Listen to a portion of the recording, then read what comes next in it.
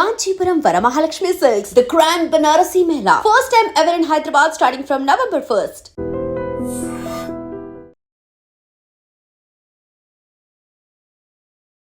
కూసింతే సూత నీలో వగలు రాసేతారుగా ఎకరాలు నువ్వే నడిచిన చోటంతా పొర్లు దండాలు చికిరి ఇన్ని రోజులు ఇచ్చిన కిక్కి ఇది ఏమన్నా కొంచెం స్పెషల్ కిక్ ఏమన్నా కొంచెం add on kick extra kick అనుకో పాటలన్నీ ఇంత సక్సెస్ అవ్వాలి అనే ఒక స్ఫూర్తినిచ్చిన పాట ఇది. నిజంగా నాకు ఫస్ట్ టైం ఒక మైల్ స్టోన్. డైరెక్టర్ గారికి జరిగిన సంభాషణ ఏంటి, మీకు ఏఆర్ రెహమాన్ గారికి జరిగింది? ఒక గ్రామీణ నేపథ్యంలో వచ్చే ఒక రూరల్, ఒక లోతుగా వెళ్ళిపోయి అంటే చాలా లోపలికి వెళ్ళి ఒక పల్లె ప్రాంతం మీకు అనిపించిందా మీ పాట విజువల్స్ చూసాక ఇంత స్టైలిష్ గా చేశారేంటి చరణ్ గారు? నేల చూసుకోకుండా డ్యాన్స్ చేసినట్టు అలా అలా అనిపించింది నాకు. అంత ఎనర్జీ అంతా పెట్టారు రామ్ చరణ్ గారు. చికిరి అంటే చిక్కి ఉంది, దానికి తగిలించాం అంతే. చంద్రులో ముక్క ఈసారి రాద్దామని తీస్తున్నా, పెన్ను తీస్తున్నా, కానీ బుర్రలో ఆలోచనలు సున్నా.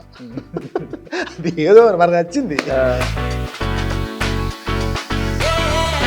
రామ్ చరణ్ గారితోనే సినిమా తీయాలని, ఏఆర్ రెహమాన్ గారినే మ్యూజిక్ డైరెక్టర్ గా పెట్టుకోవాలి, ఇలాంటి కొన్ని పెట్టుకుని సుకుమార్ గారు చెప్తున్నా ఉన్నారు కదా, అమ్మాయి ఏంది ఇడు పట్టుకుంటే వదలడు అని చెప్పి. ఉండు అంటే నాకు ఈయన అనిపించింది. మీకేమనిపించింది అసలు ఈ క్యారెక్టరైజేషన్? ఒక వెర్షన్ రాసి మరో వెర్షన్ రాసి తీసుకొచ్చి మరో వెర్షన్ రాసే అంటే రాదు పాట. ఎప్పుడు ఒక వెర్షన్లో ఒక 20 లైన్లు ఉన్నప్పుడు ఈ ఫలానా 6 లైన్ అద్భుతంగా ఉందని చెప్పగలిగితే. Ladies and gentlemen, welcome to iDream media. నేను ప్రియదర్శన్. నాతో పాటు ఎవరున్నారంటే, బేసికల్లీ నేను ఇంట్రో కూడా ఇలా స్టార్ట్ చేయాలి చిక్ చిక్ చిక్ అని వేసుకుంటూ, బికాజ్ మనం సోషల్ మీడియాలో ఎక్కడ చూసినా ఇదే స్టెప్, ఈ సాంగ్ వైరల్ అవుతుంది కదా, అదే చిక్కిరి చిక్కిరి. ఆయన సుమారు 400కు పైగా పాటలు రాసిన ఆ చిక్కిరి చిక్కిరి ఇచ్చిన ఆ ఊపు, ఆ ఎగ్జైట్మెంట్, ఆయన కెరియర్లో ఇచ్చిన బ్రేక్ చాలా స్పెషల్ అనమాట. ఆయనే లిరిసిస్ట్ బాలాజీ గారు మనతో పాటు ఉన్నారు, మాట్లాడదాం. సార్ నమస్తే. నమస్కారం దర్శన్ గారు. బాగున్నారా సార్? బాగున్నా. సో ఫస్ట్ ఆఫ్ ఆల్ చిక్కిరి చిక్కిరి అసలు ఎంత పెద్ద సక్సెస్ అవుద్దని ఏమన్నా స్టార్టింగ్లో అనిపించిందండి? బికాజ్ ఆ వైపు మీకు ఏఆర్ రెహమాన్ గారితో కొలాబ్ అయినప్పుడే కొంచెం అనిపించుంటుంది, ఇది ఒక నాకు ఒక కొత్త నాంది పలకపోతుంది, నాకు ఒక కొత్త బ్రేక్ రాబోతుంది ఇక్కడ నుంచి అని. బట్ ఇంత ఎక్స్పెక్ట్ చేశారా? అంటే పాట ఫస్ట్ ఆఫ్ ఆల్ సక్సెస్ అవుతుందని నాకు ఐడియా ఉంది. బట్ ఇంత హ్యూజ్ సక్సెస్ అన్నది ఎక్స్పెక్టేషన్ లేదు. సో అది బియాండ్ ద లిమిట్స్. అది వెళ్ళిపోతున్నప్పుడు అంటే ఈ తెలుగు రాష్ట్రాల వరకు వెళ్తుంది. మన తెలుగు ప్రజలు పాట అంటే ఎక్కువ ఇష్టపడతారు. అది ఒక విధంగా మన అదృష్టం. అలా వెళ్తుంది. లేదా ఇతర దేశాల్లో ఉండే తెలుగు వాళ్ళ వరకు వింటారు అని. ఇప్పుడు ఎవరో కొరియన్ వాళ్ళు, యూరోపియన్స్, జపాన్ వాళ్ళు అందరూ చేస్తుంటే అది చాలా ఆనందం అనిపించింది నాకు. అంటే ఇంగ్లీష్ వర్షన్ బయట వాళ్ళే క్రియేట్ చేస్తారు, వాళ్ళే క్రియేట్ చేసుకుంటున్నారు. అంటే మోర్ ఓవర్ అన్నిటికన్నా ఎక్కడ ఏ మీమ్ చేసినా, రీల్ చేసినా, లేకపోతే ఇంకేం చేసినా తెలుగు లిరిక్నే చేస్తున్నారు. అది కూడా అబ్జర్వ్ చేశాను. అది నాకు తెలుగు పాటలో సౌండింగ్ ఉందేమో, నేను ఊహించిన దానికన్నా ఎక్కువ ఉంది. అది అంటే పైకి మనకైతే ఈ లిరికల్ వీడియో ఒక 60 మిలియన్ దాటింది అనేది ఒక సింగిల్ వీడియో మనం ఇది చూస్తున్నాం, 60 మిలియన్ పెద్దదే అని. బట్ మనం ఇన్స్టాగ్రామ్ అసలు కౌంట్ చేయలేం. సోషల్ మీడియాలో మొత్తం ఇన్స్టాగ్రామ్, ట్విట్టర్ ఎంత ట్రెండ్ అవుతుందో మనం ఎవరు కూడా కొలవలేరు. బికాస్ స్క్రోల్ చేస్తుంటే డేలో మార్నింగ్ ఒకసారి, మధ్యాహ్నం ఒకసారి, ఈవినింగ్ ఒకసారి, నైట్ ఒకసారి వస్తుంది సార్ ఖచ్చితంగా. వాట్ ఈస్ సక్సెస్ అసలు మీది? ఫస్ట్ ఆఫ్ ఆల్ రియల్లీ చాలా ఆనందంగా ఉంది. సో ఏమన్నా అనుకున్నారా సార్, అంటే ఇన్ని రోజులు ఇచ్చిన కిక్కి ఇది ఏమన్నా కొంచెం స్పెషల్ కిక్, ఏమన్నా కొంచెం add on kick, extra kick అంటే ఎక్స్ట్రా కిక్ అని కాదు. పాట ఎప్పుడైనా రాసినప్పుడు ఉండే శ్రమంతా అది వచ్చి బయట జనాలు ఆదరించినప్పుడు ఉండే ఆనందం, ఆ పడిన శ్రమంతా మర్చిపోతాం. అంటే దానికోసం ఒక విపరీతమైన శ్రమ ఉంటుంది, ఒక మెంటల్గా చాలా ప్రిపరేషన్ ఉంటుంది. అవన్నీ ఒకసారి తెలిసి రిలాక్స్గా ఓన్లీ పాట సక్సెస్ మాత్రమే తీసుకుంటుంటాం కాబట్టి ఇది చాలా హాయిగా ఆనందంగా ఉంటుంది. ప్రతి పాట ఇలా వస్తే బాగుండు కదా అని అంత ఇది ఉంటుంది. అంటే అలాంటి ఇంకా పాటలన్నీ ఇంత సక్సెస్ అవ్వాలి అనే ఒక స్ఫూర్తినిచ్చిన పాట ఇది. నిజంగా నాకు ఫస్ట్ టైం ఒక మైల్ స్టోన్ లాగా ఈ పాట. అంటే మీ పాటలు చాలా అద్భుతమైన పాటలు ఉన్నప్పటికీ కూడా దాని రిజల్ట్ మీద డిపెండ్ అయి ఉంటుంది కాబట్టి అంటే నేను ఈ 100 మిలియన్స్ ఉన్నవి చాలా రాశాను. చాలా ఇప్పుడు సిటీమార్ కానీ, లేకపోతే ఏమండని గారు, మిస్టర్ పర్ఫెక్ట్, F2 ఏవో పాట అన్నీ ఉన్నాయి.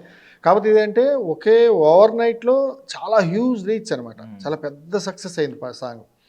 చాలా ట్రెండింగ్లో ఉంది ప్రస్తుతానికి. అది చాలా నాకు ఆనందం అనిపిస్తుంది. ఎక్కడికి వెళ్ళినా వేరెవర్ యు గో, ఏ మూలకి వెళ్ళినా ఏ కార్నర్లో అయినా ఈ పాట వినిపిస్తుంటే సో మనం రాసింది కదా అని ఒకసారి ఇలాగా భుజం అనుకునే సందర్భం. బేసికలీ మీరు ఎక్కడికైనా వెళ్ళినప్పుడు పక్కన వింటూ ఉంటారు కదా ఎవరొకళ్ళు రీల్ కానీ, లేదంటే వాళ్ళే వింటూ ఉండడం కానీ, ఫంక్షన్స్ లో ప్లే చేయడం ఇలాంటివి జరుగుతున్నప్పుడు మీరు ఎవరితోన్నా చెప్తున్నారు అంటే అందరికీ తెలియాలని లేదు కదా? అనిపిస్తుంది. మీరు వెళ్ళి చెప్తున్నారా నేనే ఆ లిరిక్ రైటర్?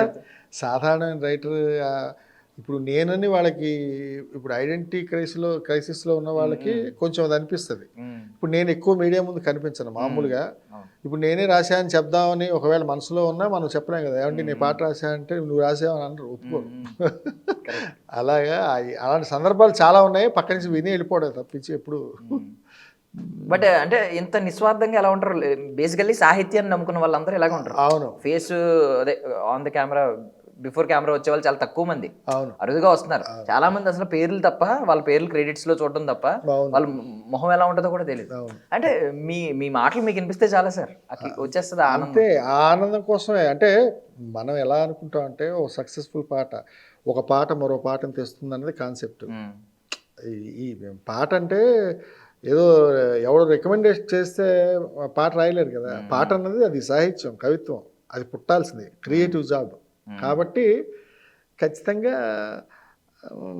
పాట బాగుంది అన్నదాంతో సరిపెట్టుకుంటారేమో అందరూ. ఎవరైనా చాలా బాగుంది, చాలా ఎప్పుడో వస్తుంది, చప్పట్లు కొడుతున్నారు. మన వేటూరు గారు ఒక మాట చెప్పారు, జనం పిలవంగా మనం గెలవంగా అని. ఎవరైనా ఇలా 4 చప్పట్లు కొడితే దానికి కొంచెం పొంగిపోతామేమో మేము, అది కూడా తెలియదు.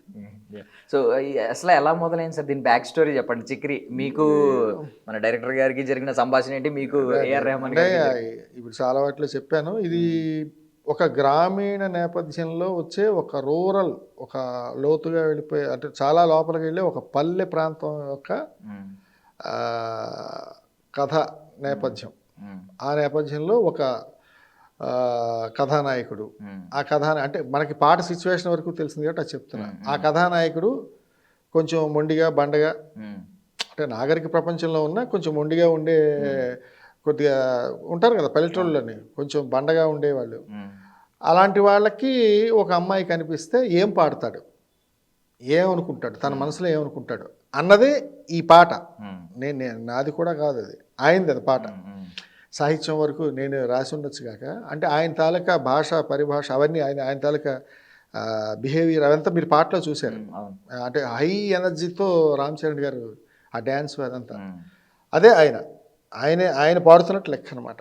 అది ఈ పాటలో నేపథ్యం ఏంటంటే సిచ్యువేషన్ అలా చెప్పారు, ఒక అమ్మాయిని చూసినప్పుడు కలిగే ఫీలింగ్ అనేది. నేను దానికి రాశాను. అది ఉత్తరాంధ్ర మాండలికంలో రాశాను. అది కూడా కాన్షియస్ గా మీ డెసిషన్ అండి? అది ఉత్తరాంధ్ర కాదు, కథ జరిగేది అక్కడ కదా. ఆ నేపథ్యం ఇప్పుడు విజయనగరం అటువైపు, వైజాగ్ అటువైపు, ఉత్తరాంధ్ర వైపు జరుగుతున్న స్టోరీ ఇది. మరి అక్కడ భాష ఉండాలి కదా, మాండలికం. ఇప్పుడు ప్రాంతాలు ఏ ప్రాంతంలో ఆ ప్రాంతం ఆ మాండలికం వస్తుంది సాధారణంగా. అక్కడ అది ఇప్పుడు మీ గ్లింప్స్ చూసే ఉంటారు. మళ్ళీ పుడతావా ఏంటి చెప్పి పాట కూడా అలాగే ఉండాలి కదా. అందుకు రాసేస్తారు, చూసేస్తారు, పుర్లు దండాలు ఇలాంటివన్నీ అటువైపు వాడే భాషని. నాది బేసిక్గా వైజాగ్ కాబట్టి నాకు అవి తెలుసు, అవి రాశాను అనమాట. సో ఐ మీన్ ఇప్పుడు డిస్కషన్ అయింది, ఏఆర్ రెహమాన్ గారు ఎప్పుడైనా ఐ మీన్ చాలా వర్షన్స్ వింటూ ఉంటారు కదా, చాలా వర్షన్స్ మీ దగ్గర రెహమాన్ గారితో లిరిక్ వరకు ఎప్పుడు డైరెక్టర్ గారితోనే ఉంది. ఎప్పుడు రెహమాన్ గారు ఓన్లీ ట్యూన్ ఇవ్వడం వరకే, డైరెక్టర్ గారు ఫిట్ అయిందా లేదా చెక్ చేసుకుంటారు అంతే. ఆయన మీటర్లో ఎంతవరకు ఫిక్స్ అయింది అన్నది చూస్తారు ఆయన. మేము టైమ్ ఆఫ్ రికార్డింగ్ అక్కడ చెన్నై వెళ్ళి వాళ్ళ స్టూడియోలో చేయించినా కానీ అంతవరకు ఎప్పుడు ఆయన టచ్ చేయలేదు. కాకపోతే ఆయన ఏంటంటే సౌండింగ్ బాగుంది, నైస్ లిరిక్స్ అనేది అన్నారు. అవి ఒక్కటే, చాలా తక్కువ మాట్లాడతారు. మిగతాదంతా డైరెక్టర్ గారితో జర్నీ. ఇప్పుడు కొంచెం టైం ఉండింది అనమాట అప్పుడు ఈ పాట రికార్డింగ్ అవ్వడానికి. ఆ టైం ఉన్నప్పుడు ఎక్కువ మేము కలిసి, డైరెక్టర్ గారు నేను కలిసి, ఈ పదం అయితే బాగుంటుందా, ఈ లైన్ అయితే బాగుంటుందా, ఈ ఎక్స్ప్రెషన్ ఇది అని చెప్పి రకరకాలుగా డిస్కషన్లో మొత్తం ఓవరాల్గా అన్నీ రాసుకొని ఇదో ఇప్పుడు మీరు వచ్చిన అవుట్పుట్ అది. ఇప్పుడు చిరంజీవి గారికి, చరణ్ గారి వరకు ఐ మీన్ వాళ్ళ స్పందన ఏమన్నా మీకు? నాకు ఇన్ పర్సన్ నాకు ఎప్పుడు, నేను వాళ్ళతో 1-to-1 ఎప్పుడు కూర్చోలేదు. అంటే సాధారణంగా హీరోలతో మేము ఇంటరాక్షన్ ఉండదు. ఓన్లీ డైరెక్టర్ గారితో ఒకవేళ సెట్కి వెళ్ళినా ఈయనతో కూర్చొని పాట వరకు డిస్కస్ చేయడం, ఇంకా డిస్కస్ అయిపోవడం, అలా జరిగింది. మేబీ అంటే డైరెక్టర్ గారికి తెలుస్తుంది, ప్రశంస అనేది ఉంటుంది కూడా, ఆ పాట బాగా రాశారు లేకపోతే ఆ పాట అలా మేబీ వాళ్ళు కూడా ఈ వైబ్ అంతా చూస్తూ ఉంటారు కాబట్టి వాళ్ళు కూడా. అండ్ మోర్ ఓవర్ ఏంటంటే లాస్ట్ టైం మనం రంగస్థలంలో చూసామండి ఆ గెడ్డం, ఆ రూరల్ బ్యాక్గ్రౌండ్. బట్ మీరు ఇప్పుడు ఐ మీన్ ఈ సాంగ్ చూసిన తర్వాత, ఆ గ్లిమ్స్ చూసిన తర్వాత, మీరు చెప్పిన తర్వాత మాకు ఏమనిపించింది అంటే ఓకే ఇందులో కొత్తదనం ఏంటంటే అందులో ఎంతైనా కొంచెం సాఫ్ట్ వెర్షన్ రంగస్థలంలో. ఇందులో కొంచెం మొండిగా, చాలా మొండిగా ఉన్నారు నిజంగా, స్టైలిష్ గా ఉన్నారు. మీకు అనిపించిందా మీ పాట విజువల్స్ చూసాక ఇంత స్టైలిష్ గా చేశారేంటి చరణ్ గారు? స్టైలిష్గా అన్న కన్నా ఆయన ఎనర్జీ లెవెల్స్ చూస్తే నాకు చాలా ఇది అనిపిస్తుంది పాటలో. అంటే ఇంకా నేల చూసుకోకుండా డ్యాన్స్ చేసినట్టు అలా అలా అనిపించింది నాకు. అంత ఎనర్జీ అంతా పెట్టారు రామ్ చరణ్ గారు.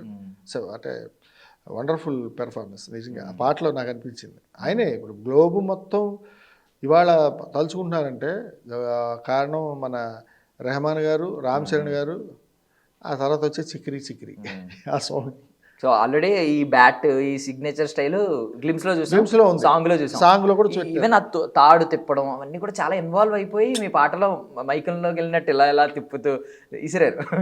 చాలా చాలా ఆ పాటని అతను ఓన్ చేసుకొని ఒక భుజం మీద వేసి వెళ్ళినట్టుంది పాట అంతా. మీరు రీల్స్ లో ఎక్కువగా విన్న లిరిక్ ఏంటి సార్ మొత్తం సాంగ్ లో? నేను రీల్స్లో అదే కూసింతే సూతే నీలో వగలు రాసేతారుగా ఎకరాలు నువ్వే నడిచిన చోటంతా పొర్లు దండాలు చికిరి చికిరి అలా ఆ ముందు చంద్రుల్లో ముక్క అని కొంతవరకు చేస్తారు. ఇది ఎక్కువ ఉంది, ఈ చరణం ఎక్కువ. ఇక్కడ నుంచి ఎక్కువ ఉంది. Okay okay. అంటే మీరు చెప్పారు కదా, అంటే ఇది లవ్, ఫస్ట్ లవ్ ఈ టైప్ కాకుండా కొంచెం ఆయన మీద మోహం కలగడం. అదే అంటే ఎలా అనుకున్నా దానికి నేనేవో పేర్లు పెట్టాను, ఏవో కోరిక అవి అని. కానీ ఒక నాగరిక ప్రపంచంలో ఉండి కొంచెం ప్రపంచాన్ని తన కోణంలో చూసేవాడు, అంటే ఒక మొండిగా బండగా చూసేవాడు ఫీలింగ్స్ ఎలా ఉంటాయి ఆ ఫీలింగ్సే చెప్పాడు పాటలో. అంతే, ఇది కథకి సంబంధించింది కాదు, మామూలుగా నేను ఊహించేది చెప్తున్నాను. ఎందుకంటే నాకు కథ తెలియదు, నాకు స్టోరీ తెలియదు, ఓన్లీ సిచ్యువేషన్. ఆయన బండోడండి, మొండోడు, తిండి కూడా అలాగా తింటాడు, లేకపోతే ఇంకేదో ఎక్కడో వదరు మనకు తగిలిన చోట డైరెక్టర్ గారితో తగిలిన కాన్వర్జేషన్లో జరిగింది. దాన్ని బట్టి నేను అంచనా వేసి రాసింది పాట. కథ నాకేమీ తెలియదు నిజం చెప్పాలంటే. అందరి క్యారెక్టర్ని పాటలో పెట్టిన అతనే రాసినట్టు, నాకు కూడా సంబంధం లేదని చెప్పాను నిన్నేది ఇంటర్వ్యూలో. అంటే ఆ పాట అతనే పాడుకున్నాడు, అంత మొండివాడు, బండవాడు, మొరటోడు. సో ఈవెన్ మీరు చాలా రీల్స్ చూసుంటారు, వేరే వేరే దేశాల్లో వాళ్ళు ఏజ్ ఫ్యాక్టర్ కూడా లేదు, చిన్నపిల్లలు చేస్తున్నారు, పెద్దవాళ్ళు చేస్తున్నారు, మొత్తం అందరూ చేస్తున్నారు. సో మీకు పర్సనల్లీ ఏదైనా ఒక రీల్ బాగా నచ్చిందా, ఎవరైనా చేసిన రీల్? నాకు అదే ఒక పెద్దవాళ్ళు, ఒక పెద్ద ఆవిడ, ఒక బ్యాచ్ వస్తుంది, ఆ బ్యాచ్లో ఆవిడ నోట్లో చుట్ట పెట్టుకొని ఆవిడ చేస్తుంది. నాకు ఆశ్చర్యం అనిపించింది. అంటే నిజంగా ఆ వయసులో ఆవిడ కింద కూర్చుంటే లేవలేని ఏజ్, ఆవిడ అలా కూర్చొని డ్యాన్స్ చేస్తుంటే నాకు అనిపించింది నిజంగా శిశురువేత్తి పశురువేత్తి వేత్తిగాన సంఫణి అని, సంగీతానికి పావులే తల్లుపోయని. అలాంటిది అంటే మనిషి ఆవిడకు ఓపిక లేకపోయినా దాని మీద ఏదో అందరూ చేస్తే నేను చేయాలని ఒక వాళ్ళకి వస్తుంది చూడండి, ఇది అది చాలా నాకు చాలా భలే నచ్చింది అనిపించింది. అంటే పాట ఇంత ఫోర్స్ చేస్తున్నదా వీళ్ళని, నువ్వు చెయ్యి, నువ్వు కూడా డ్యాన్స్ చేయని అని అనిపించింది. చాలా భలే అనిపించింది అదో వీడియో. అలాగే చిన్న చిన్న పిల్లలు నాన్న టిక్కీ టిక్కీ అంటున్నారు, వాడు చిక్రికి. నాకు అది చూసి చాలా చిన్న చిన్న పిల్లలు, అంటే ఒక 2 ఏళ్ళ పాప బాబు దగ్గర నుంచి ఒక 60-70 ఏళ్ళ వాడి వరకు ఇది కదిలిచ్చింది పాట. అంటే ఎంత ఇంపాక్ట్ ఉంది ఈ పాటలో అని మిమ్మల్ని ప్రతి ఒక్కరు చిక్రీ అంటే మీనింగ్ ఏంటని అడుగుతున్నారు. దానికి ఇప్పుడు ఏమైనా మీనింగ్ ఒక మీనింగ్ సృష్టిద్దాం అనిపిస్తుంది. అదే నేను చిక్రీ అన్నదంటే మామూలుగా ఏదో నోటి వాడుకునే పదం, బట్ ఏదైనా దానికి ఒక మీనింగ్ ఇద్దాం ఎందుకంటే అడుగుతున్నారు కదా అని అనిపిస్తుంది. నేను చెప్పాను కదా నిన్న, చిక్రీ అంటే చిక్కీ ఉంది, తీయగా, దానికి రీ తగిలించాం అంతే. తీయగా ఉండే అమ్మాయి కాబట్టి తీయగా ఉంటుందని ఓకే అని చెప్పావు ఏదో. అది ప్రతి దగ్గర ఇప్పుడు చికిత్త ప్రభావం చికిత్త అంటే ఏమిటో మనకు తెలియదు, అక్కడ ఏ భాష. నేను చిక్కిరి అన్నాం. పాటకి ఎప్పుడు ఒక కాయినింగ్ లైన్ ఒకటి ఉంటే అది రిజిస్టర్ అవుతుంది మైండ్లో, అదే కదా పాడుకుంటారు చిక్కిరి. ఇప్పుడు రీల్స్లో కూడా ఎక్కువ చేసుకునేది చిక్కిరి అని, కొంచెం పక్కకి ఇలా స్టెప్ వేస్తుంటారు కదా, అలా అది దాంట్లో వచ్చింది. కుదిరినంతు రెహమాన్ గారు దీంట్లో చాలా ముఖ్య పాత్ర అయింది, భూమిక. ఇచ్చిన ట్యూన్లోనే బలం ఉందంతా. రెహమాన్ గారిది ఫస్ట్ నిజంగా క్రెడిట్ గోస్ టు రెహమాన్ గారు, తర్వాత రామ్ చరణ్ గారు. ఇంకా చిక్రీ చిక్రీ అనేదానికి వచ్చింది అలా. అంటే అంటే ఈ అనుభవం తర్వాత అంటే మీకు ముందు నుంచి కాన్షియస్ గా ఐడియా ఉండుంటది ఒక హుక్ లైన్ ఏదన్నా ఉంటే ఖచ్చితంగా పట్టుకుంటది జనాలకి బాగా రీచ్ అవుతుంది అని. బట్ ఇప్పుడు ఎక్స్పీరియన్స్ చేశారు కాబట్టి ఇక నుంచి ఏదైనా సాంగ్ ఒక డైరెక్టర్ ఒక మ్యూజిక్ డైరెక్టర్ మీతో చెప్తున్నప్పుడు మీరు ఇది ఇంటెన్షనల్ గా పెడతారా, ఒక హుక్ లైన్ పెడదాం ఒక హుక్ లైన్ పెడదాం? ఇప్పుడు ఎప్పటి నుంచో ఉంది, అంటే అన్ని పాటలకి పెట్టడం సాధ్యం కాదు. కొన్ని పాటలకే ఎలా ఎంటర్టైన్మెంట్, ఇప్పుడు లవ్ సాంగ్కి అవ్వదు, కొన్ని పాటలు పెట్టడం అవుతుంది. అలా పెట్టాల్సిన చోట ఖచ్చితంగా పెట్టాలి, పెడతా కూడా ఇక ముందు. అంటే సాహిత్యం మీ లైఫ్ లో ఐ మీన్ మీరు స్కూల్ డేస్ లో ఉన్నప్పుడే ఒక డైరీ మెయింటైన్ చేసి అవునవును. రాసుకునేవారంటే కదా సార్? అప్పట్లో అంటే ఈ కవిత్వం అన్నది ఏదో పిచ్చ, ఏదో చేద్దామని, అంటే ఎందుకు వచ్చేదో చిన్నప్పుడు కూడా అనిపించేది. కవిత్వం అంటే ఏంటి, కవిత్వం అంటే ఏంటి ముందు చూడ పెద్ద పెద్ద వాళ్ళు చూసుకున్న ఆ పుస్తకాలు చూసి, ఓహో కవిత్వం అంటే దీంట్లో ఇంత మజా ఉంటుందా, మనం రాసినప్పుడు పక్క వాళ్ళు పొగుడుతుంటారా, అలా ఒక చిన్న ఏజ్ నుంచి. నేను 8th క్లాస్ ఆ టైంలోనే బాలకవి అని నాకు బిరుదు వచ్చింది. అంటే అంత రాసేవాడిని ఏవో, అంటే మన ఊహకి అప్పుడున్న పరిజ్ఞానానికి అప్పుడున్న వయసుకి ఉండే పరిపక్వతకి వచ్చిన కవిత్వం.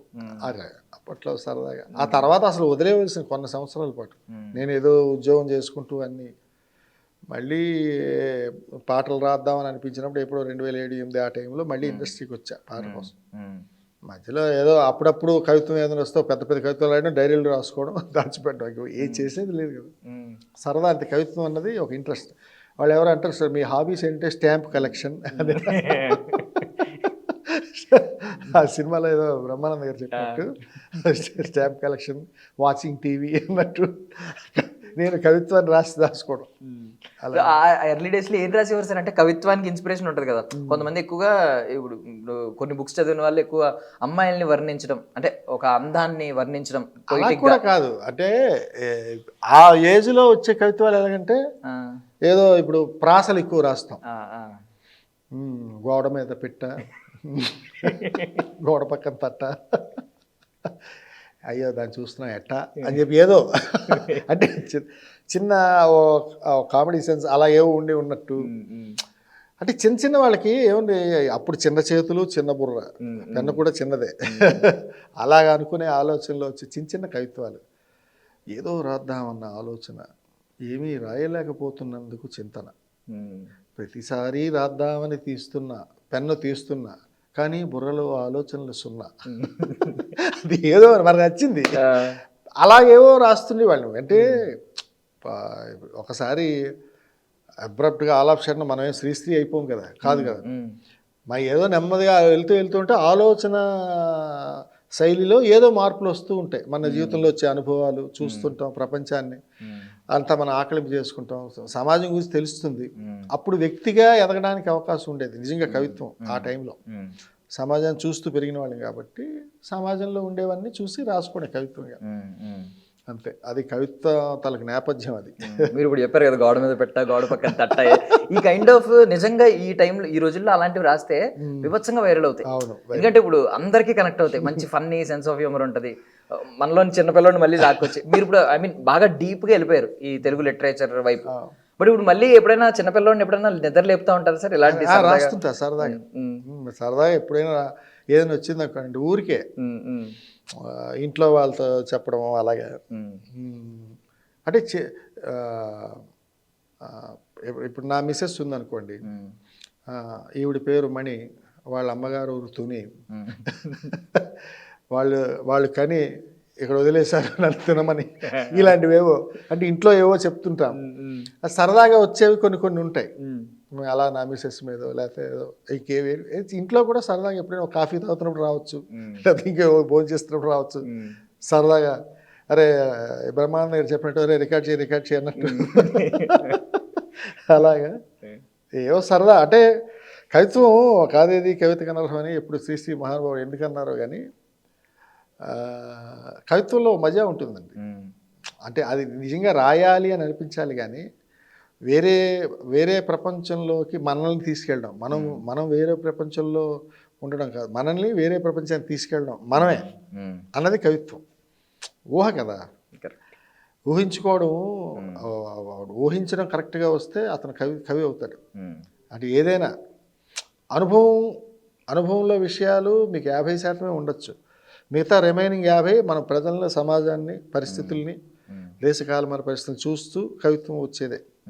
అనుభవంలోకి అన్నీ రావు కదా. అండ్ ఇప్పుడు నార్మల్గా షార్ట్ టర్మ్ ఒక్కొక్క దాంతో ట్రావెల్ అవుతున్నారు అంటే రకరకాల ఫిక్షనల్ స్టోరీస్ అల్లుకుంటూ ఉంటారు. మీరు ఒక నేపథ్యం చెప్పినప్పుడు అల్లుకుంటారు, ఒక సాంగ్ రాస్తూ ఉంటారు. ఇవన్నీ రోజుల పరిధిలో అయిపోతాయి. అంటే 5 రోజుల్లో, 2 రోజుల్లో, వారం రోజుల్లో సాంగ్ అనేది కంప్లీట్ అయిపోతుంది. బట్ ఏదైనా నెలల తరబడి ట్రావెల్ అవుతున్న ప్రాజెక్ట్ ఉందా సార్? లైక్ ఏదైనా పుస్తకం రాయడం కానీ, లేదంటే ఒక సినిమా, మీరే ఒక సినిమా స్క్రిప్ట్ రాయడం కానీ? అంటే అప్పుడెప్పుడో ఒకసారి ఏదో మనసు అనేదో కథ మొదలెట్టా, కానీ అంటే దానికి టైం చాలా, ఎందుకంటే వదిలేస్తాం మధ్యలో. కవిత్వం కథ అంటే మనం రాసుకున్నాం, మనకు నచ్చినప్పుడు, నచ్చినట్టు, నచ్చినది రాసేది కవిత్వం, సొంత కవిత్వం. పాట అలా కాదు, వాళ్ళకి నచ్చినట్టు, వాళ్ళు ఇచ్చిన సందర్భం, వాళ్ళు ఇచ్చిన స్వరం తీసుకొచ్చి నా సాహిత్యం తీసుకెళ్ళి దాంట్లో పెట్టాలి, సందర్భం ఫోర్స్ చేస్తే. అలాగా అందుకు కవిత్వంలో ఏంటంటే దీంట్లో స్వేచ్ఛ ఉంటుంది కాబట్టి ఎప్పుడైనా రాస్తాం, వదిలేస్తే మర్చిపోతాం కూడా ఒక్కోసారి. అలా ఆగిపోయింది, ఒక పుస్తకం రాద్దాం అనుకున్నా ఆగిపోయింది. అది మళ్ళీ ఎప్పుడైనా పూర్తి చేయాలి అనుకుంటున్నా. ఈ మధ్యకాలంలో ఎప్పుడవుతుందో తెలియదు, సమయం కుదిరినప్పుడు. అంటే మీరు ఆల్రెడీ 100 మిలియన్స్ ఇలాంటివి చూశారు, ఒక పక్క అవార్డ్స్ కూడా చూశారు, డోల్ డోల్ బాజే ఇలాంటి సాంగ్స్కి. ఇప్పుడేమో ఈ సోషల్ మీడియాలో చక్కర్లు కొట్టడం, ఈ ప్రపంచం ఖండాలు దాటడం, ఇదంతా చూశారు. వీటన్నిటిలో ఇప్పుడు సక్సెస్ అంటే మీ డెఫినేషన్ ఏమైంది? ఇప్పుడు ఈ రికార్డ్సా, లేదు నెంబర్సా, లేదంటే అవార్డ్సా, లేకపోతే ఇలాగా ప్రజల నుంచి దేశాలు దాటి ఖండాలు దాటి ఇలా వెళ్ళడం? వీటిలన్నిటికన్నా సక్సెస్ తాలూకా ఫార్ములా వాటికన్నా ఒక పాట సక్సెస్ అయినప్పుడు వెరీ నెక్స్ట్ మూమెంట్ నాకు వచ్చే థాట్ ఏంటంటే, ఇప్పుడు దీన్ని మించిన పాట రేపు పొద్దున రాయాల్సి ఉంటుందని భయం మొదలవుతుంది. ఫస్ట్ థింగ్, ఏ కవికైనా నాకు అనిపిస్తుంది అలా. ఎవరికి ఎలా ఉంటుందో తెలియదు కానీ, అబ్బో ఈ పాటతో, ఈ ఇంటర్వ్యూతో అయిపోయేది కాదు, రేపు పొద్దున్న మళ్ళీ దర్శనం వచ్చి నన్ను ఇంటర్వ్యూ చేస్తే, సార్ ఆ పాట అంత బాగా రాశారు కదా, ఈ పాటలో అంత వాల్యూస్ ఉన్నాయంటారా అని నన్ను ప్రశ్నిస్తే ఏం చెప్పాలి అన్న ఒక చిన్న ఇలాగా మన ఎవరో తట్టి చెప్తున్నట్టు అనిపిస్తుంది. సక్సెస్ని అట్ ద మూమెంట్, ఆ మూమెంట్లో ఎంజాయ్ చేస్తాం ఎప్పుడు, కానీ బాధ్యత పెరిగిపోతుంది ఇలాంటివి వచ్చినప్పుడు. సక్సెస్ మీద వచ్చినప్పుడు అప్పుడు ఇంకా గొప్ప పాట రాయాలి, ఇంకా అద్భుతమైన పాట మనం చెప్పాలి, మొన్న చప్పట్లు కొట్టిన వాళ్ళు ఈసారి ఇంకా మామూలుగా మన మీద పూలు చల్లాలి, ఇంకేదో అంత ప్రశంసలు వర్షం కురిపించాలి అని ఆలోచన వస్తుంది నాకైతే. ఎందుకంటే అది రాకపోతే మనం కౌలు.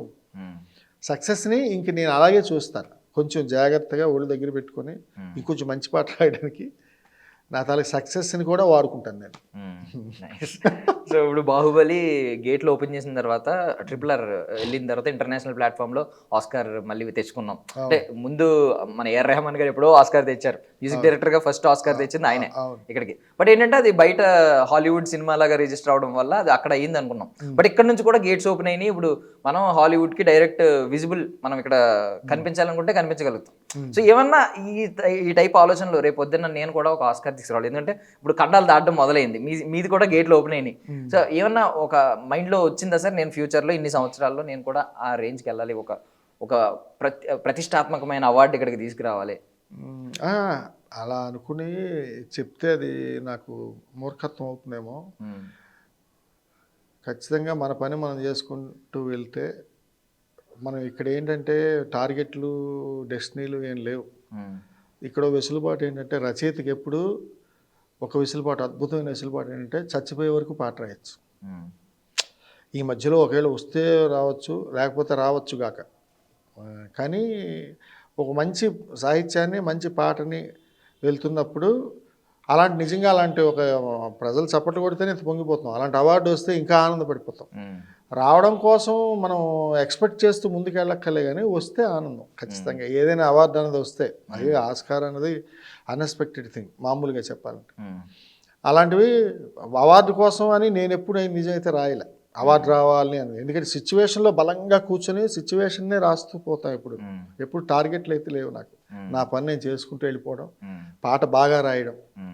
పాట మన దగ్గరికి వచ్చిందంటే, నేను చాలా ఇంటర్వ్యూ చెప్పాను, ఎరగదీసి పక్కన పెడతా, ఇంకా ఆ పాటలో మళ్ళీ వేలు పెట్టడానికి లేదు, అది హిట్ అవ్వాలంతే అన్న లెక్కలో కూర్చొని రాస్తాను దాని మీద.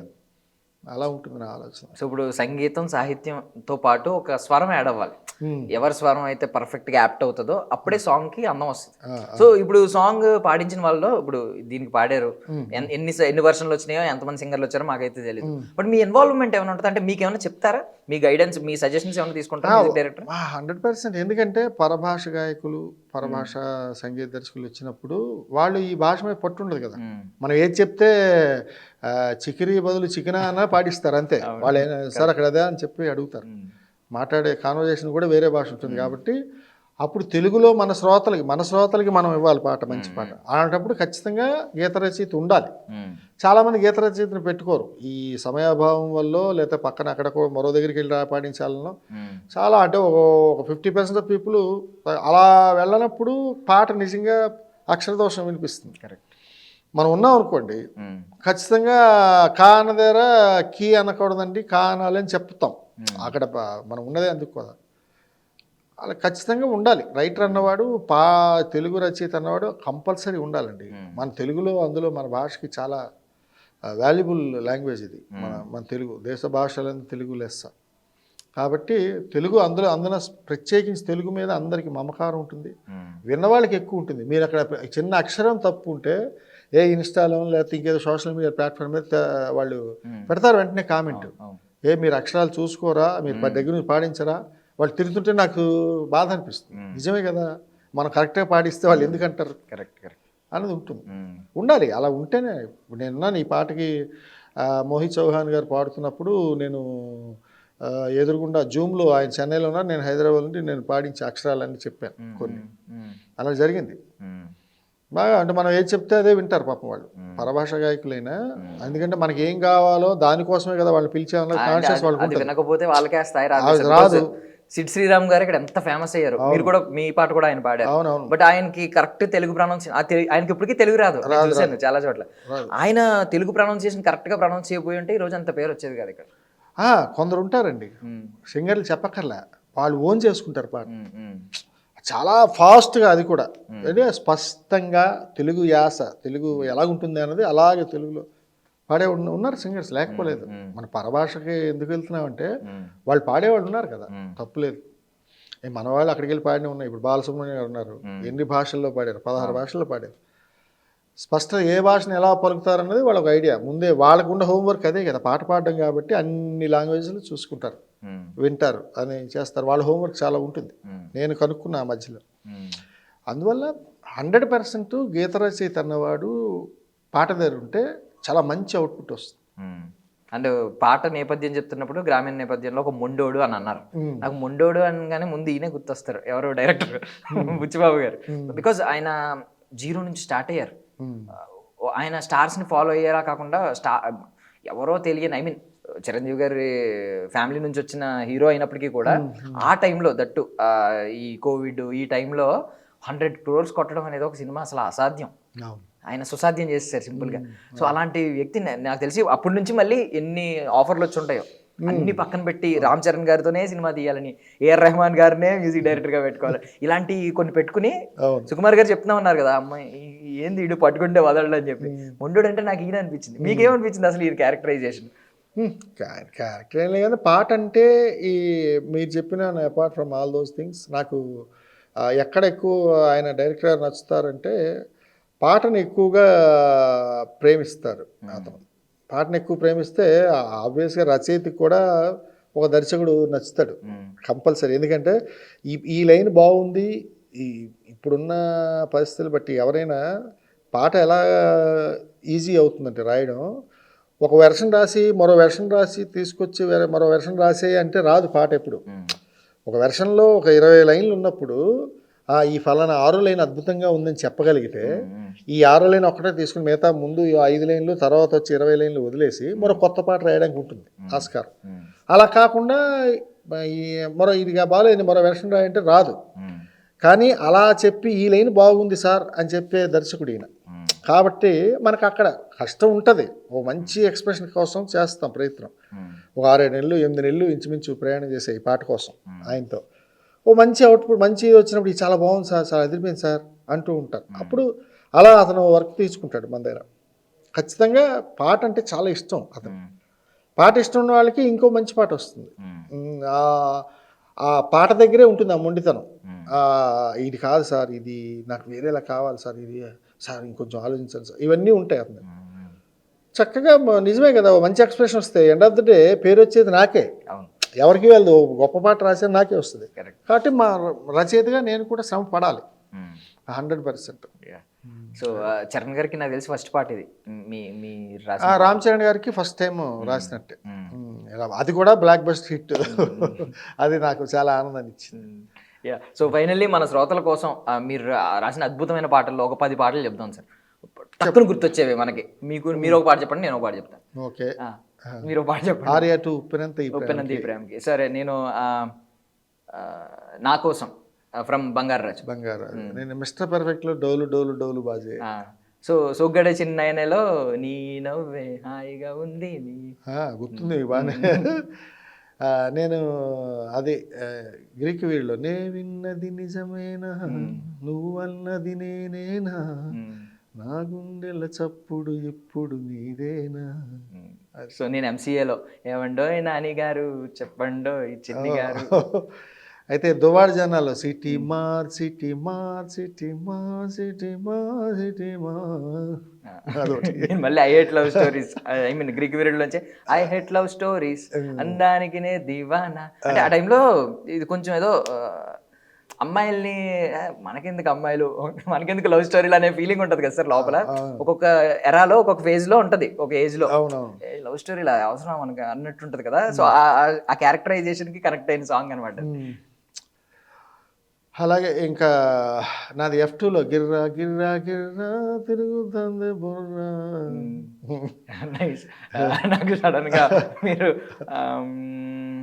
మీటర్లో పాటలు విన్నానండి, బంగారాజులో ఇంకా పాటలు విన్నాను. మీటర్లో పాట కూడా ఒకటి బాగుంటుంది. అదే ఈ పాట ఉంటుంది కదా, అది కూడా ఒక చిన్న హుక్లైన్తో వస్తుంది. ఆ పాట బాగుంటుంది. ఇంకా నెక్స్ట్ మీకు మిరాయిలో కూడా ఒక పాట రాశాను. యాక్చువల్గా అది సినిమాలో పెట్టలేదు ఆ పాటలు. మిరాయిలో ఓన్లీ టైటిల్స్ వరకు వేశారు. దాంట్లో 6 సాంగ్స్ ఉంటే 5 సాంగ్స్ తీస్తారు, ఏదో ఒక పాట పెట్టారు. అది కూడా మూవీ రిలీజ్ అయ్యాయి. మిరాయిలో కూడా వస్తే అది కూడా ముందు హిట్ అయ్యేది బాగా, చాలా మంచి. వస్తుంది సార్ సాంగ్ అది? అసలు పెట్టలేదు సినిమాలు. 5 పాటలు తీసేశారు మొత్తం సినిమాలు. అంటే అప్పటికే సినిమా 3 గంటలు చేంజ్ ఏదో ఉంది. ఈ పాటలు కూడా పెడితే ఈ 6 పాటలు పెడితే మొత్తం అదో అరగంట అవుతుంది, 3.5 గంటలు అవుతుంది. చాలా కష్టం అని పాటలు తీసేశారు దాంట్లో. పాడొచ్చు సార్ ఆ పాట ఒకసారి చెప్తారు? అంటే నాకు ఓపెనింగ్ ఆ ఫస్ట్ లైన్ గుర్తుంది. మెరుపు కళ్ళ బాలిక నడుము వన మూలిక నజరు పడితే ఇక నర నరములో దిని ఊసులే కేక అంటుంది. మీరు చిన్నప్పుడు రాసిన ప్రాసలు అంటే ఇప్పుడు వచ్చినాయి. Thank you sir, thank you so much for your valuable time. So ఖండాలు దాటింది, ఆ ఖండాల దాటిన తర్వాత అక్కడ నుంచి ఏదో ఒకటి కూడా తీసుకురావాలి అతి త్వరలో కోరుకుంటున్నాను సార్. కళాఖండ లాంటి పాట అది ఖండాలు దాటింది. Thank you sir, thank you so much.